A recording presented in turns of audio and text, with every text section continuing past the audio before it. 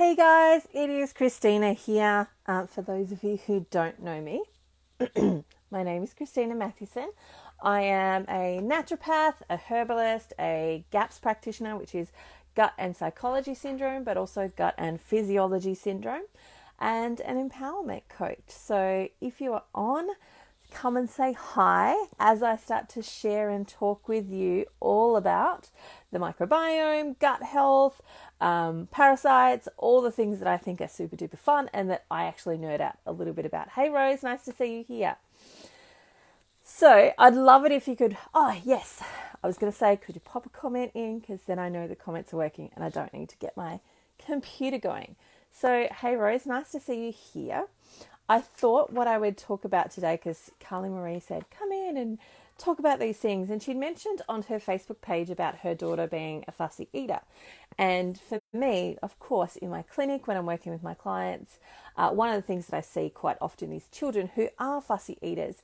And there is this frustration between the parent and the child because we know we want our kids to eat healthy food. We know they need to have a whole range of nutrients to be strong and robust and all of those sorts of things. But sometimes our children do this thing called self-limiting, where they limit themselves to only eating particular foods, particularly white foods. Now, they have this affiliation with these white foods because, of course, they actually are mostly carbohydrate based, so they're full of sugars often, and they provide quick energy. But the other thing that they do is they provide food for pathogenic bacteria as well as Candida and parasites in the body. And so if you have a child who is a fussy eater, it's really, really worth looking into their gut microbiome and investigating what's happening in their microbiome, because that can be driving their food choices. So let me give you a little bit of a picture. So we have a microbiome, which is essentially a whole bunch of microbes that live on our skin, inside our body, all over us. And every part of our body has its own sort of microbes. So our ears have their own microbes, our nose has its own microbes, our throat has its own microbes. So the ear, nose, and throat ones are closely linked to each other, which is why we'll see kids with lots of ear infections, because the microbes in their ears have gotten out of balance. The same with throat infections. So when we're seeing things like tonsillitis over and over again, what we're seeing is a child whose microbes in their throat, possibly also their ears and their nose, is out of balance as well. And so the tonsils are our first immune system collector of the body. And so they collect everything that's going past it. So that's air, food, water, etc. Everything that goes past it. And then it feeds back the information that they see from sampling the environment, feeds that back to the immune system, so the immune system can create antigens in order to protect it. But if the microbes that are living on the tonsils are not in balance, then that whole immune system function that's meant to happen there doesn't happen properly, because the tonsils are busy fighting the pathogenic microbes that are living on them, as opposed to just doing their job. So when I'm looking at illness, I'm looking at what is out of balance, how do we bring it back in balance, and how do we also help the body do the job that it's trying to do while trying to repair the imbalance. So when it comes to kids and fussy eating, often it's their ear, nose, and throat and mouth. Their microbes are out of balance. And so there's this beautiful symbiotic relationship that takes place with microbes in our body. So we have three types of microbes. We have beneficial microbes, opportunistic microbes, and then we have transient microbes. So transient microbes might come from the dirt, for example. So if you've ever heard of Saccharomyces boulardii or SB flora, that usually is a dirt sort of microbe. And it comes in, it does its job, and then it kind of leaves. It doesn't take up residence. But the beneficial bacteria, they come in, they live there, they create homes, communities, they thrive, they do all the sorts of things that are actually really beneficial to us. But then we have these opportunistic bacteria. And the opportunistic bacteria are kind of like wolf in sheep clothing, in the sense that when they're kept in check, they do exactly what they need to do, what our body needs them to do. They do great things for us. They're very, very supportive in a whole bunch of different ways. However, when they're not kept in check by our beneficial bacteria, they are constantly looking for places to create an opportunity. Opportunistic for that reason. They're always looking for spaces where they can grow and flourish and get out of control. So from a health perspective, our goal is always to make sure that we've got plenty of our beneficial bacteria to keep these opportunistic bacteria in check so that they're doing their job. Now, what happens is that the opportunistic bacteria, they do their job. So they go around, let's say in the mouth, and they are picking up, debris, bits and pieces of food that's been left over, all of that sort of stuff. They eat it and then they poop. And their poop is left on the body. And if you've got beneficial bacteria, the beneficial bacteria are like the janitors. They're going through and they're picking up all of the waste product from these opportunistic bacteria. They're cleaning it up and they're turning it into something really great for us. So they could be turning it into a nutrient for us. They could be turning it into broken down metabolic waste so that's easy for our body to get rid of. They do all those things. They clean up. Now, if you've got the bad guys that are in control, so those opportunistic bacteria, if they're like out of balance, what happens is you have more of them leaving more waste and not enough of the cleaners coming past. And so from a child health point of view and taste and fussy eater point of view, what happens is if you've got a fussy eater, it's actually that the microbiome in their mouth is usually out of balance. And the waste product from those opportunistic bacteria connecting with some healthy food can make an acetone taste. So essentially, you're feeding your kids good food and they're like, no, I don't want to have this. It's because the chemical reaction that's taking place with the waste product from those pathogenic bacteria and the nutrients from the food leaves them with this taste that feels and smells like poison, acetone. And so they don't want to eat that because it's like, Mum, what are you doing? You're feeding me poison. Like, what is wrong with you? This is poison. That's what they're tasting and that's what they're smelling. So the way that we start to reverse engineer that is we start to change the microbiome in the mouth. And we start to do that by bringing in probiotics. So one of my tips that I always give mums with fussy eaters is to start by putting a probiotic on their tongue at bedtime because it's going to stay in the mouth for the longest amount of time. It's going to change the microbes that are living on the mouth. And then, of course, they're going to swallow it and it's going to stay in the digestive system for the longest amount of time without being interfered with. Hey, Nicole. Oh, Catherine, nice to see you. And so starting by putting a probiotic on your kid's mouth at nighttime before they go to bed is the quickest thing to start changing this fussy eatingness because there's a reason for it. Like, it's not just that they're picky and they're trying to throw a tantrum. Sometimes that's the case. More often or not, it's actually a biological function for it. And the biological function is the microbes in the mouth are out of balance. And they can get out of balance, like I've said, with the opportunistic bacteria being thriving and the beneficial bacteria not being as strong. The other thing that helps throw them out of balance is being a mouth breather. So if at night time they're sleeping with their mouth open, and that's how they're breathing at night, then the air also actually dries out the mucosal lining in the mouth, which supports the pathogenic bacteria even more, as well as things like Candida.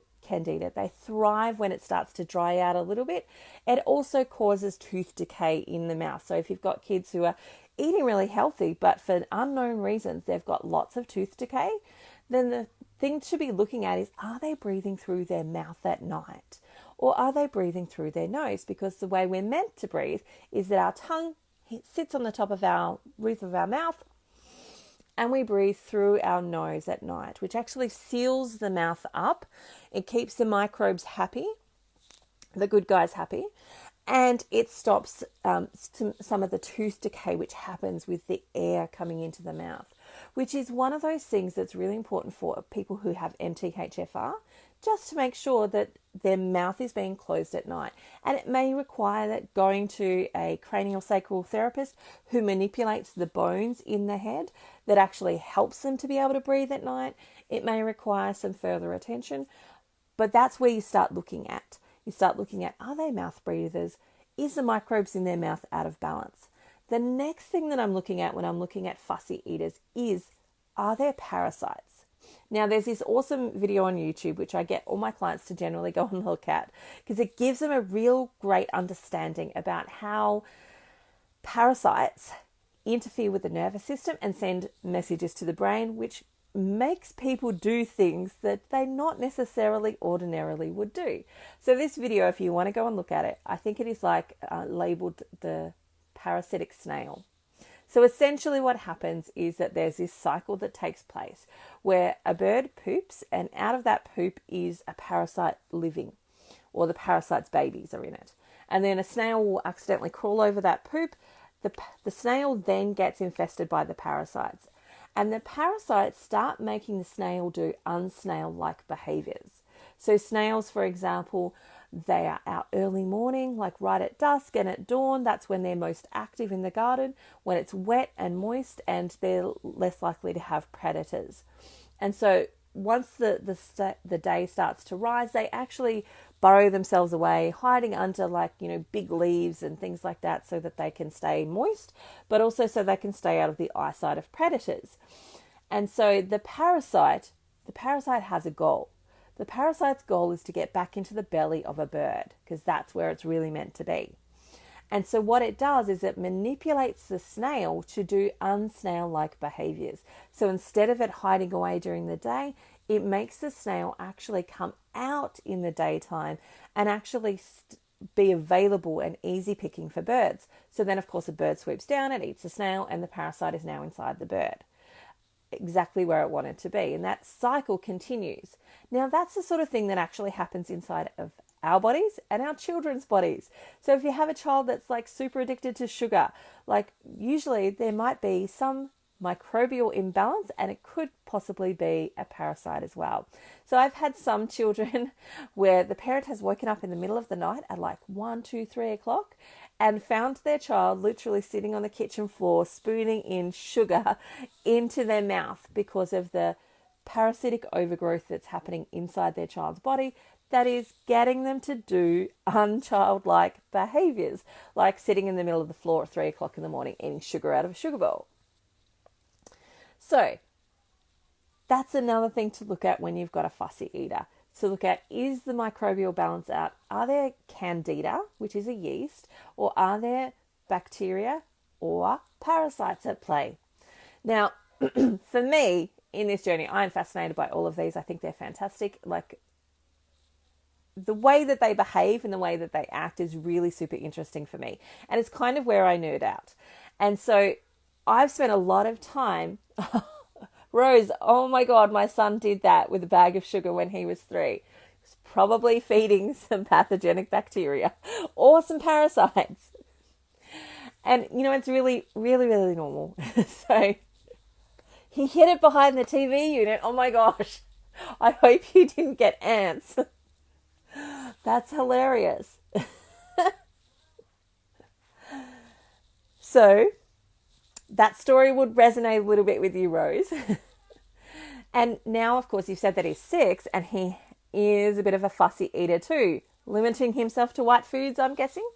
And it's because from a mental point of view, the white foods are the ones that actually have more carbohydrates, more glucose, more sugar in them. And so they're drawn to those foods because it feeds those pathogenic bacteria. And what happens, especially with parasites, is that they interfere with the nervous system. And when they're interfering with the nervous system, they can do things like make kids have, and is a mouth breather. You're learning lots today then. But those pathogenic bacteria, when they're interfering with the nervous system, they can do things like give night terrors, bedwetting, just unrestful sleep where they're not sleeping properly, or they're waking themselves up at around 3 o'clock in the morning, because 3 a.m. is that time when the parasites actually start to wake up and they get active in the body.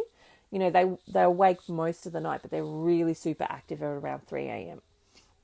Full moon, of course, is the biggest time for parasitic behavior. And I'll tell you a story. So people will often ask me, why is the full moon? Why do we see kids with, say, ADHD, autism, all that sort of stuff, or even just kids in general, be a little bit more hyper around the full moon? The same with adults. Why am I waking up around the full moon? Now, one of the really obvious things for me is because the moon affects the waters of our ocean. It also affects the waters in our body. And as it affects the waters in our body, it signals to the parasites in our body that it's mating time. And so full moon is mating time season for our parasites in our body. And so we can have parasites hanging out all over our body. They can be in our brain, they can be in our heart, they can be in our lungs, they can be anywhere and everywhere, including the digestive system. So that full moon cycle actually signifies to them that it's time to come and mate. And so they move into the digestive system. So they come from wherever they've been and they move into the digestive system, ready to have essentially a mass orgy in there. And they mate, they do their stuff, and then they will go back to their parts after laying eggs in the digestive system. So for when I'm doing like my parasite cleanse with my clients, we do a full moon cleanse over the 3 days of the full moon, the day before, the day of, and the day after, so that we can clear out the parasites in all of the stages. We can clear them out while they're adults, while they're juveniles, and while they're actually eggs as much as possible. So we can give the gut a big jump start. But I never do that until I've done a good amount of gut work first, because there is a reason that we have parasites, and there is a reason that we have Candida, and there is a reason why the microbiome is out of balance. And a whole bunch of those can be things like antibiotics, medication, foods, environmental toxins, so like perfumes and things that you're using in your house, whether you're living really close to a highway, all of those sorts of things can interfere with our microbiome. And so we have to look at what those reasons are and bring it back into balance.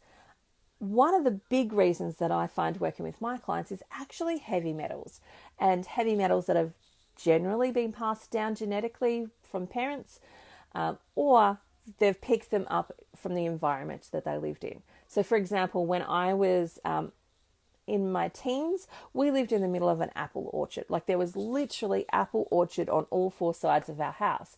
And so every year they would spray the apples with copper, because copper is considered organic. And so I actually then ended up with a high exposure to copper, which meant that my copper levels are really high, my zinc levels are really low, because there's this seesaw balance between the two of them. So I ended up with a high copper load, and therefore that's a heavy metal in my body that needs to be detoxified out. And one of the things that helps us manage those heavy metal loads while we're not yet moving them is Candida and parasites. Both of them help to consume the heavy metals so that they don't shift into our organs and cause more damage. So because they're helping us from that front, our body has this sort of thing of going, okay, what is the lesser of the two evils? The lesser of the two evils is to welcome in the parasites and welcome in the Candida and have our microbiome out of balance, because that's less deadly to us than actually the heavy metals leaching into our organs and our bloodstream and all of that sort of stuff. And so our body does the lesser of two evils. So when I'm working with a client and we are looking at a child, say like yours, Rose, where we know that they're a fussy eater, that they're a mouth breather, that they are addicted to, or they're really, really looking to consume carbohydrates, then that's telling me that there is likely also some sort of heavy metal imbalance. And I would, of course, look at other factors, like I'm looking at iridology, where it's showing me, there's some changes in the eyes that tell me whether there's heavy metals on board. I'm looking at the tongue, and I'm looking at all of those other factors. But with those factors and those symptoms, if I actually identify that there are heavy metals on board, we can start protocols that actually help you to shift out heavy metals, along with introducing the microbiome, introducing the probiotics to the tongue at night, so that we can start changing the taste of food, so that food actually tastes like food. So if you've got a child who has this imbalance, you might eat a carrot and it would taste a particular way. They might eat a carrot and it actually tastes really, really different because of the microbes that are living on the tongue. And so we start changing that, we start shifting the heavy metals, and then we either never have to deal with the parasites in Candida, or we have a great opportunity to deal with them really effectively. So that's usually how I do it. If you've got any questions, pop them in, because I'd love to answer them. But I thought I would quickly share how I came across a lot of the information and knowledge that I have now. And it started when I married my husband.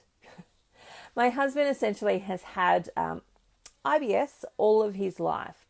And he pretty much came to me with some IBS symptoms.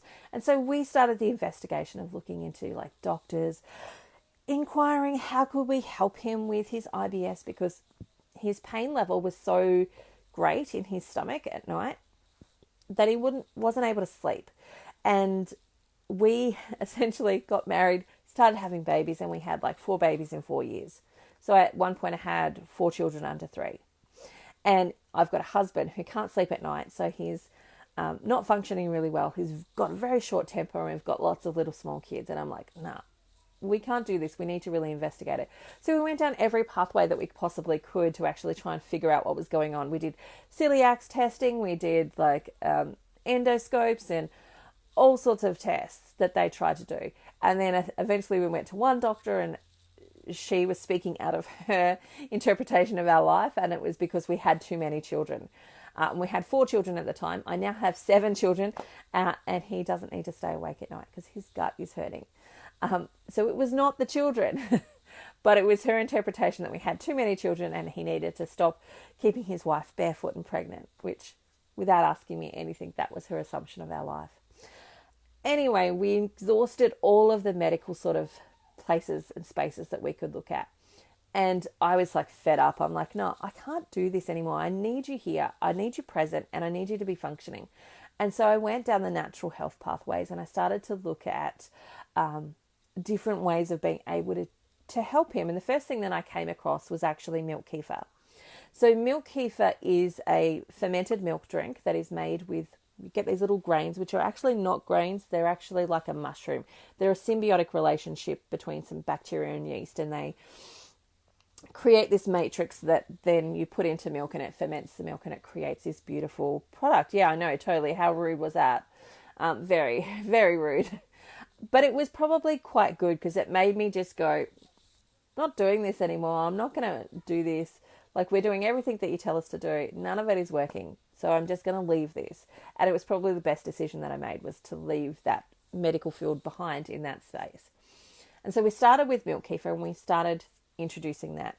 Now, milk kefir, if you've ever done any fermentation, for me, it's the king of kings when it comes to probiotics, because it is so powerful. So you can buy a probiotic on the market, like a really good probiotic on the market has around 16 different strains of probiotics in it, like different strains, different families of probiotic. Milk kefir, on the other hand, can have from 60 to 100. We cannot make a product that has as many microbial strains in it as milk kefir does. So it's the king of kings when it comes to probiotic counts. So we started with this, and we started to see some really great results with that. And then, of course, it didn't get us all the way. And I'm like, what else can we do? What else can we do? So we started adding in more fermented foods. So we started with like water kefir as well, and then kombucha, and then sauerkraut. So I started fermenting cabbage, and we did all of the ferments that I could possibly start doing, including, starting to make my own sourdough bread. And we were seeing some really great results, but it never got us completely all the way there. And so I did more research, and I did more learning, and I did more understanding. And that's when I came across the GAPS diet. And the GAPS diet is essentially a diet that was created by Dr. Natasha Campbell McBride. And she created it for her son. So she was a neurosurgeon and neuroscientist. And so she, had a son who was born, and around 2 he got diagnosed with autism. And at that point she was like, this is really interesting because it presents as if it's a neurological issue. Like for her son, it presented as if it was a neurological issue. So she went through all the research of neurology and neuroscience, and she couldn't find anything there to help her son. And what she then did was start to look at nutrition and start to look through the science of nutrition and all of that. And she discovered this microbe imbalance information from Dr. Weston A. Price and a couple of other people at the time. And the more she studied, the more she learnt, the more she then started to implement for her own son. And what she found was that essentially, she reversed his autism. And now he's a thriving adult that drives cars, is married, is doing all these things that he would never have been able to do if she'd not actually intervened with his health at that point in time. And so she used that for her son, and then she started to share that with some of her patients and her clients. And the more she started to see that working with other people, she then sort of put it in together as a book and shared it as a protocol, and then has obviously taught other practitioners to be able to use it.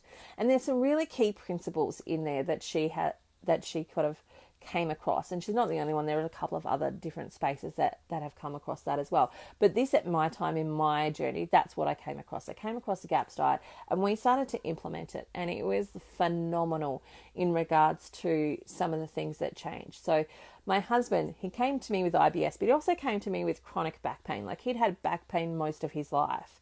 And then every week or so, I would actually take a symptoms chart, and I would go through the symptoms, and I would ask questions like, how's your stomach pain out of a 10? How is this? Like, what's happening here? And I asked, how is your back pain out of a 10? And he, this day, I remember it really, really clearly. He looked at me as if I was like an idiot, like there was something wrong with me. He was like, what are you talking about? What back pain? Essentially, his back pain that he'd had for 30 odd years at that point had slowly gone away to the point that he'd even forgotten that he even had back pain.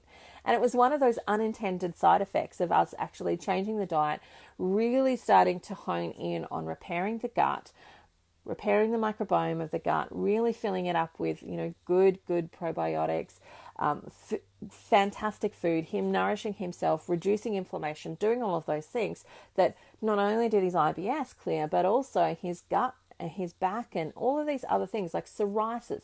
He'd had psoriasis forever and a day, and all of those things actually just disappeared and cleared away for him without him actually really knowing that it was gone, because it was just so subtle that it slowly had disappeared over an 8-month period, which, doesn't seem like a very long time, but maybe in his mind 8 months is a really long time, enough to be able to forget that he had those sort of chronic illnesses as well.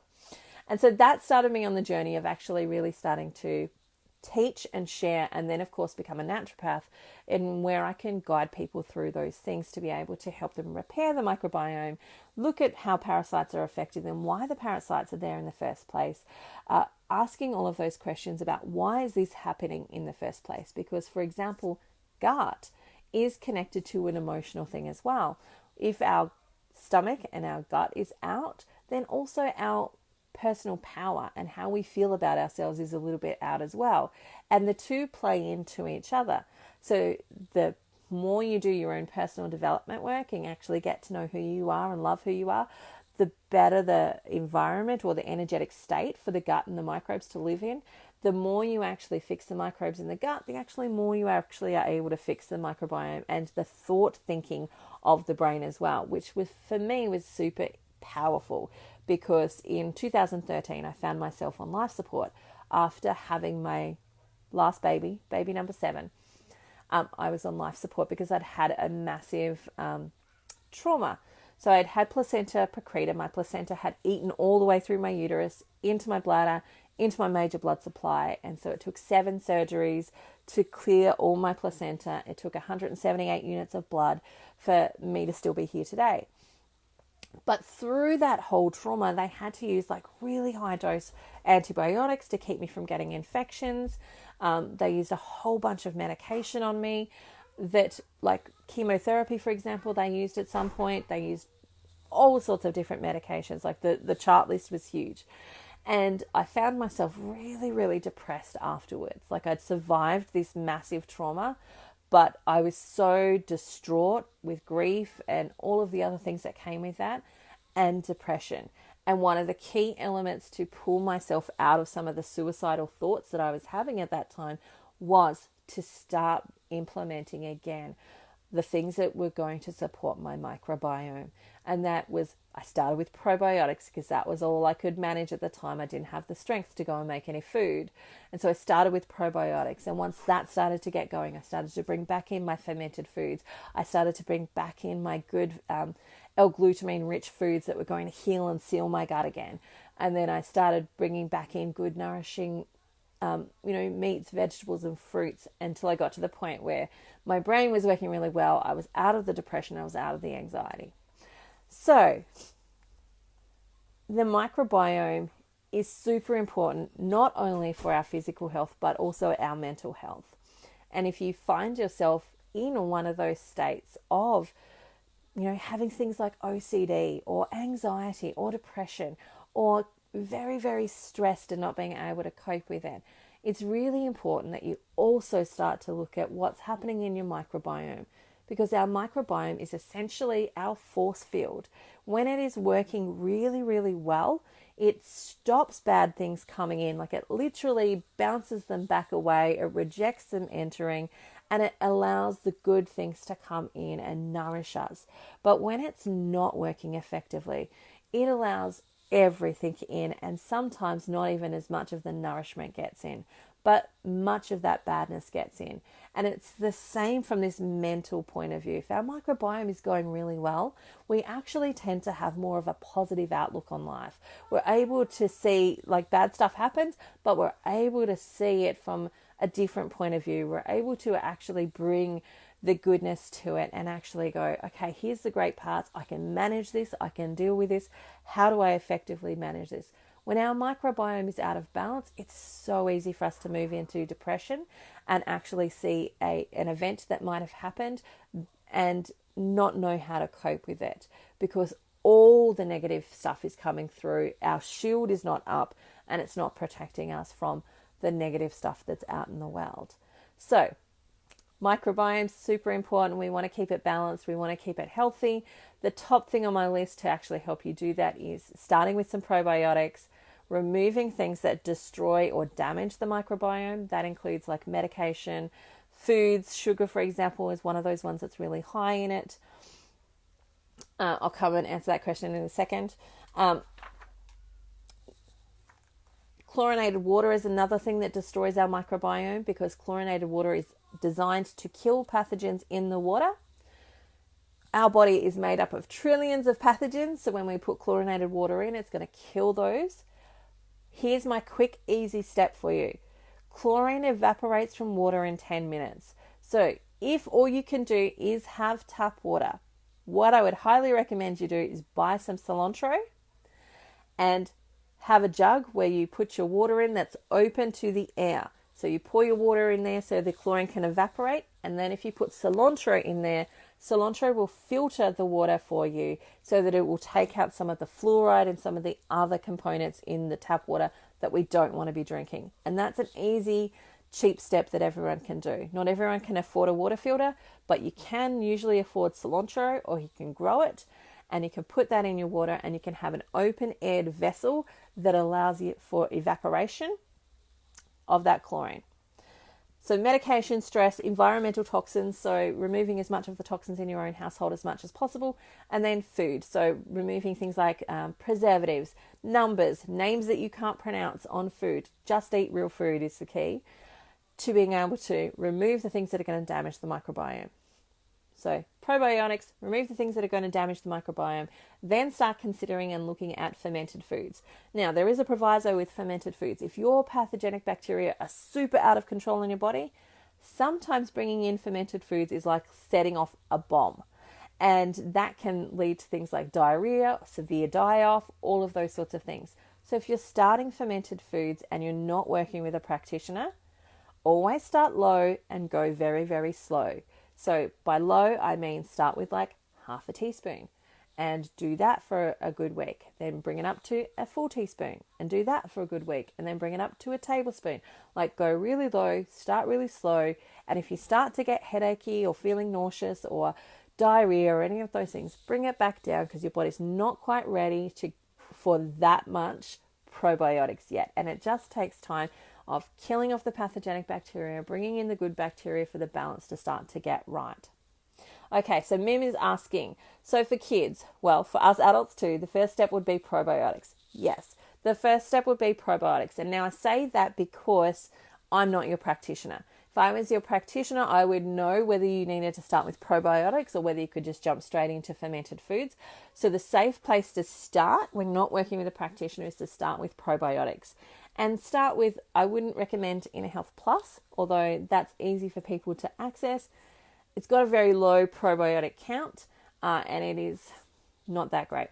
My favorite one on the market is Gut Pro. It's actually very expensive, so it's about $100 and something for a bottle of it.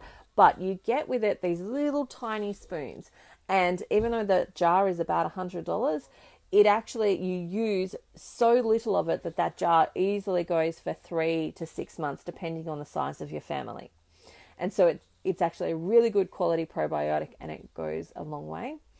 There are some other ones on the market. I know Gaps Australia have just launched their symbiotic probiotic, which will be a good one. BioCult is another really good probiotic that's available on the market as well. So those would be the 3 ones that I would say go to. Changing Habits, I think, also has another great probiotic too. So starting with probiotics, starting them at bedtime, putting them on the actual tongue. Like if you've got a capsule, open the capsule, put it actually on your tongue so that you can start changing the microbes in your mouth, which will be beneficial for your teeth as well. And it will go down the throat. It'll start changing it in the body as well. So step 1, probiotics. Step 2, get rid of the environmental factors that are damaging the gut and the microbes. Step 3 would be to look at doing some repair from leaky gut, because if you've got some imbalances in those microbes, there's also a really strong link to leaky gut, and you'll need to start doing some repairing the gut so that food stays where it's meant to be and gets broken down properly before it gets passed on to the bloodstream. Any questions so far? How are you all going? I've mentioned a lot of things. What I am going to say is here are some signs that you might actually need to be working on your gut health, the microbes, the pathogens, leaky gut, all of that sort of stuff. If you're experiencing gas, bloating, heartburn or reflux, diarrhea, constipation. Now, constipation is you've not pooped at least once in 24 hours. If you've not pooped once in 24 hours, you actually are suffering from constipation. IBS, so irritable bowel syndromes. IBD, so if you've got Crohn's or any of those sorts of diseases. Depression and anxiety. Brain fog. OCD. Autism. ADHD. Any of the alphabet that's used to label children. Skin conditions, so psoriasis, eczema. Asthma is another condition where the microbes are out of balance. Autoimmune diseases, so that includes, thyroid Hashimoto's. It includes even things like endometriosis. All of that sort of stuff are autoimmune diseases which start in the gut. There's a really strong gut link to all of those things. And Hippocrates says all health begins in the gut, and that's what I absolutely see is true. If you have not got a great gut, the microbiome, your force field is not up protecting you, then whatever comes through is not going to be broken down and digested effectively. You cannot feed the other parts of your body if you can't absorb the nutrients that are coming from the food.